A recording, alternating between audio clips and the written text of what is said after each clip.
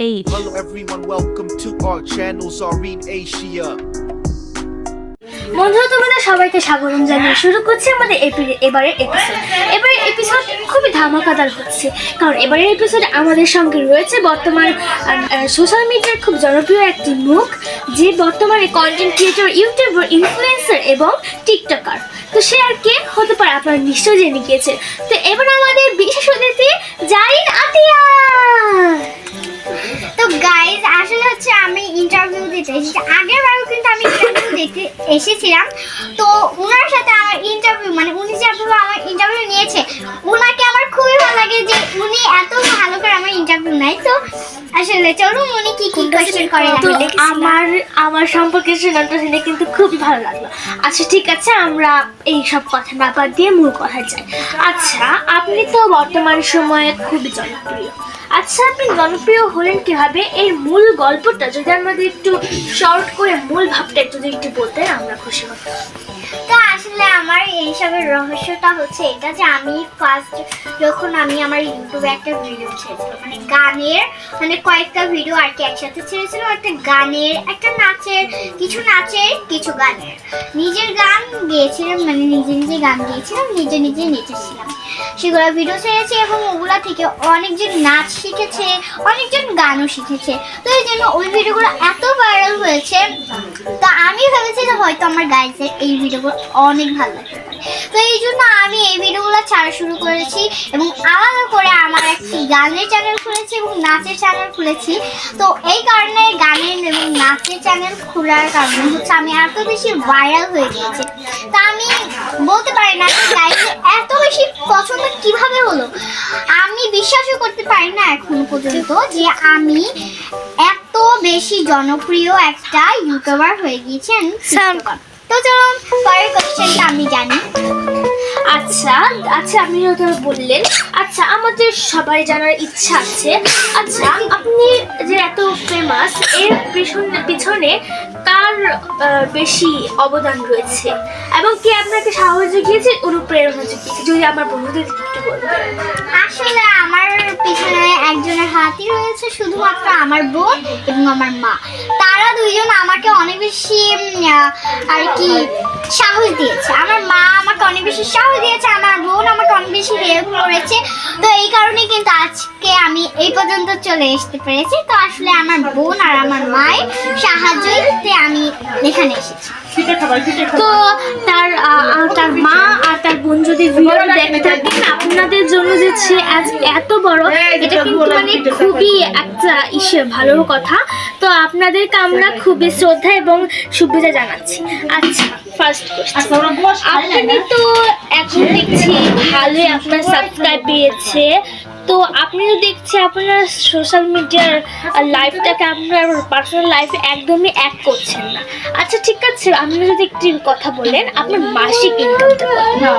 আসলে আমি সেটা বলতে চাই না, আমি তার চারিপাশে একটু বলতে চাই যে তো বন্ধুরা, আমি কিন্তু আপনাদের এটা বলছি যে আমার মাসিক ইনকাম কত সেটা কিন্তু আমি আপনার সাথে শেয়ার করতে চাই না, কিন্তু এটা চারিপাশে যেটুকু আছে সেটুকু বলতে চাচ্ছি যে আমি এই টাকাটা দিয়ে 2টা বোর্ডস কয়েকার কিনতে পারি। তো এটাই আমার এত মাসিক ইনকাম বন্ধুরা, নাকি এর থেকেও বেশি? আমার বন্ধুদেরকে একটু কম নাকি এর থেকে যদি একটু বলতেন। আসলে তো এটা থেকে কিন্তু একটু 50,000 বেশি টাকা আমার, এই কারণে হচ্ছে আমি একটু কম বলেছি। তো এই জন্যই কি। তো আচ্ছা ঠিক আছে বন্ধুরা, আমরা কিন্তু দেখছি তার রূপ দিন দিন বৃদ্ধি পাচ্ছে। আচ্ছা আপনার রূপের রহস্যটা কি যদি একটু বলতেন? আমি বলতে চাচ্ছি যে আমি আসলে কিছুই মুখে নেই, মানে আমার মুখে কিছুই লাগাই না। আসলে আমার মুখটা নর্মালিতেই এমনই, আসলে আমার মুখটা ছোটবেলা থেকে বিদেশিদের মতোই আর কি। তো আসলে আমার রূপের রহস্যটাই কিছু। আচ্ছা বন্ধুরা, আমরা কিছুদিন ধরে দেখছি উনি হচ্ছে বিভিন্ন ব্র্যান্ড প্রমোট করছে। আচ্ছা আপনাকে যে ব্র্যান্ড প্রমোট করার জন্য দেওয়া হয়, যে জিনিসগুলো দেওয়া হয়, আপনি ওগুলোর জন্য পে করেন নাকি ফেরত দিয়ে দিন? ফেরত দিয়ে। কেন আপনার রাখতে ভালো লাগে না? না, আমার কাছে এই ঝামেলাটা করা একদম ভালো লাগে না। আমি হচ্ছে শুধু আমার নিজের সুন্দর করে ব্লগ বানাতে চাই, টিকটক করতে চাই, রিলস বানাতে চাই, এগুলোই করতে চাই। আমি ওইসব ঝামেলার মধ্যে পড়তে চাই আসলে। ও আচ্ছা, ঠিক আছে। তো বন্ধুরা, আমরা এবার আমাদের ফার্স্ট রাউন্ড বুদ্ধিতে বাজিমাত রাউন্ডটা খেলতে চলেছি। তো আচ্ছা, রাতুলের বাবার 3 ছেলে, বড় ছেলে মাহির, মেজো ছেলে, ছোট ছেলের নাম কি? এত ইন্টেলিজেন্ট একটা ইউটিউবার, ও মাই গড। আচ্ছা ঠিক আছে, পরের নেক্সট কোশ্চেনটা, পানিতে যাও না, পানিতে জিনিসটা কি? লবণ। এত ভালো উত্তর দিচ্ছে বন্ধুরা, আমি তো বিশ্বাসই করতে পারিনি যে ও এত ভালো উত্তর দিতে পারবে। আচ্ছা, আপনি কোন ক্লাসে পড়েন এবং আপনার বয়স কত, যদি একটু আমার দর্শকদের বলতেন। আসলে আমার বয়স কত আর আমি কোন ক্লাসে বলি সেটা আপনাদের সাথে আমি শেয়ার করতে চাই না, এটাই হচ্ছে না। কারণ আমার মনে হচ্ছে তার পার্সোনাল লাইফটা খুব সিকিউরিটি দিয়ে রাখে। আচ্ছা, এটা খুবই ভালো, আমরা তাকে সাবাস জানাচ্ছি। আচ্ছা ঠিক আছে, নেক্সট কোশ্চেনে চলে যাই। আপনি নাকি বাংলাদেশের first iPhone 15 pro max user, আপনি নাকি এটি কিনতে মালয়েশিয়া গেছিলেন, এটা কি সত্যি? যদি আমার দর্শকদের বলতেন। হ্যাঁ, এটা সত্যি কথা। আমি এটা নিয়ে অনেক ব্লগও করেছি এবং আমার ইউটিউবে, রিলসে এবং টিকটক চ্যানেলে কিন্তু সব জায়গায় আমি ছেড়েছি এবং আমার ফেসবুক আইডিতেও আমি ছেড়েছি। তো আপনি কিন্তু অবশ্যই দেখবেন এবং like, comment, share and subscribe করবেন। আচ্ছা, আপনি কি সত্যি নিজেকে বাংলাদেশের first iPhone 15 pro max user মনে করেন? না, কারণ আসলে এটা এত বেশিও বড় ব্যাপার না।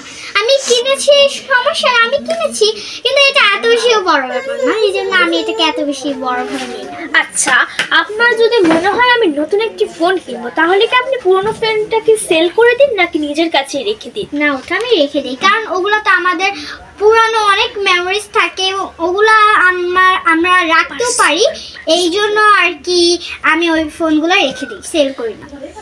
তো বন্ধুরা, আজকের মতো আমাদের এপিসোডটি এই পর্যন্ত। দেখা হবে নেক্সট ভিডিওতে।